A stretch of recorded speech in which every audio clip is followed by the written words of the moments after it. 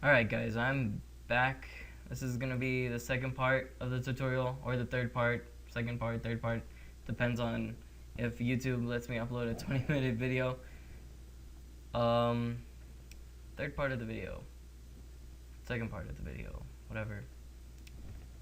We're going to be doing, if you guys didn't watch the first or second part or whatever, I showed you guys how to make this text. I think it looks pretty nice. It's up to you. I mean, it looks kind of ugly because there's no materials on it. But when you put materials, I think it looks pretty nice. Especially with the Kryptonite. Alright, so we're going to get started with this Kryptonite. I'm going to just group this real quick. This is our text. And so now we're going to do this Kryptonite. So the Kryptonite's easier. I'm going to start off with capsule. And I'm going to set it to, with the radius of 13, a height of 200, we'll leave it.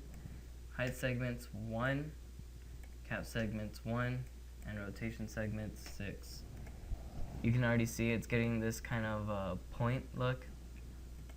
But to make it more pointy, we're gonna go to the Fong and edit the Fong angle. We'll just set it to 0, and you'll see it gets a lot pointier right there.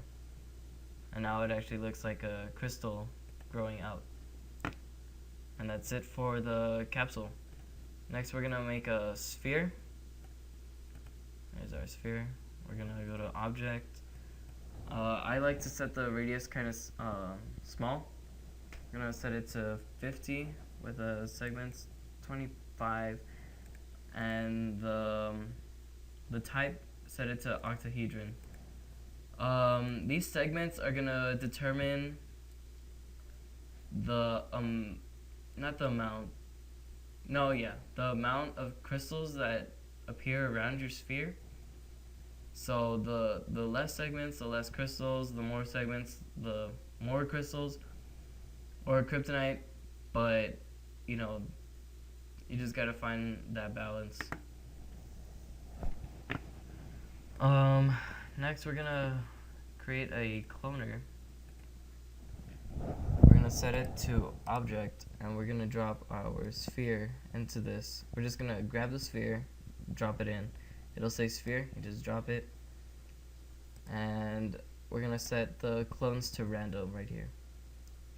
And transform, no, let's see, what do I do next?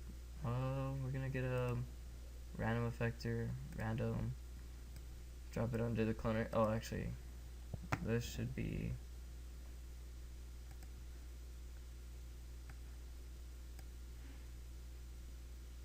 no, wait. What am I doing? What am I even doing? Hold on, I'll be right back. Alright, I'm back. Sorry guys, I don't even know what I was doing. I'm gonna drop this capsule into it. As you can see, it already started to, what it does is it's cloning this capsule around the sphere. And that's what I was saying. It clones it across every surface plane, I don't know, but if you notice, when I drop this number of segments, the less Kryptonite is cloned around that. So that's why I said, well, that's why I like 25 as it. I mean, it already looks pretty nice. We're going to put the random above the capsule. I mean, it really doesn't matter. The cloner should have random in its effectors. Yes, it does. So we're gonna go to the random now. We're gonna set I'm gonna set the effector down to around 10, 11, and we're gonna go to scale here. And this is what, if you look at it now, it just looks like a bunch of crystals. But if you edit it here, I have it set to 2, 3, 2. This is going to cause the crystals to grow in the XYZ axes, whatever. It's going to cause it to grow in different proportions. So you'll get like flatter ones, longer ones, things like that. And the cloner, I also forgot that in the transform, you're going to want to set it to I have it 1.2, 1.3, and then for the position over here, I have it as 14, 17, and 12, yeah. Gonna go back to this random effector. Sorry guys, I'm all over the place. Actually no, we finished with this. Actually, no, we're done. Yeah, we're done. Yeah, that was Kryptonite. Pretty simple.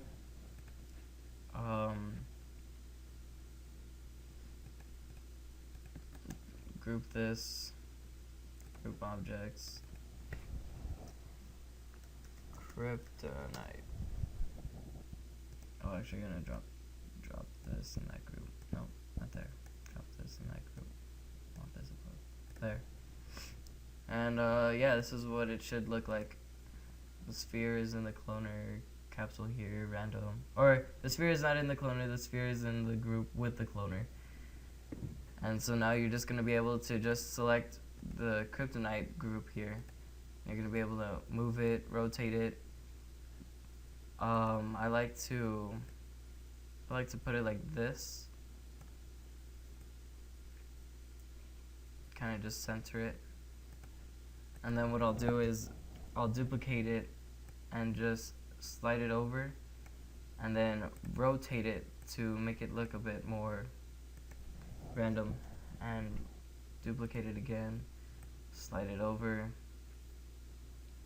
Really, you don't want to use more than 3. At least that's what I think. I mean, really, it's up to you. Rotate this again. And then just center these. It's okay if some of the Kryptonite pokes through. It kind of gives it that look like the Kryptonite is being grown with the text, which is why I like the shattered effect with it.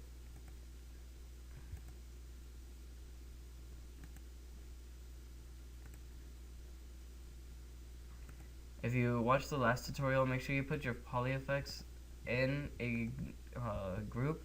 That way it's not affected by the random that's up here and all these randoms, and it kind of just makes it look a bit. I mean, if I undo, you saw that it just got kind of messed up. But as soon as I grouped it went back to how it was supposed to be.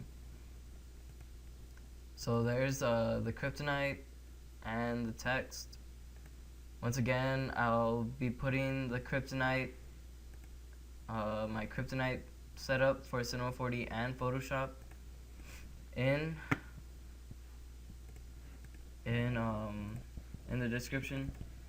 This is what I made with it. Oil texture in the background. I oil painted this. I've got like dripping some lava back here, if you can see that. Sparks.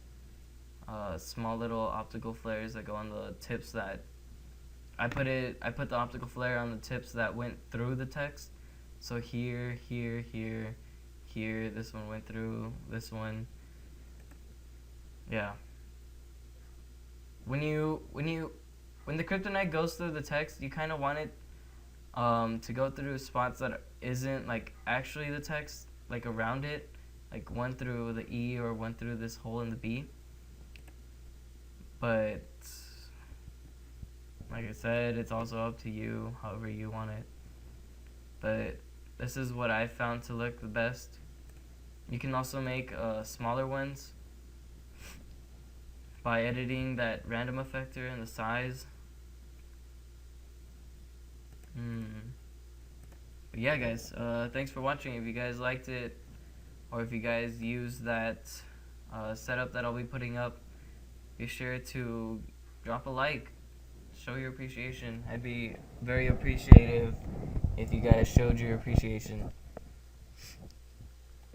Yep.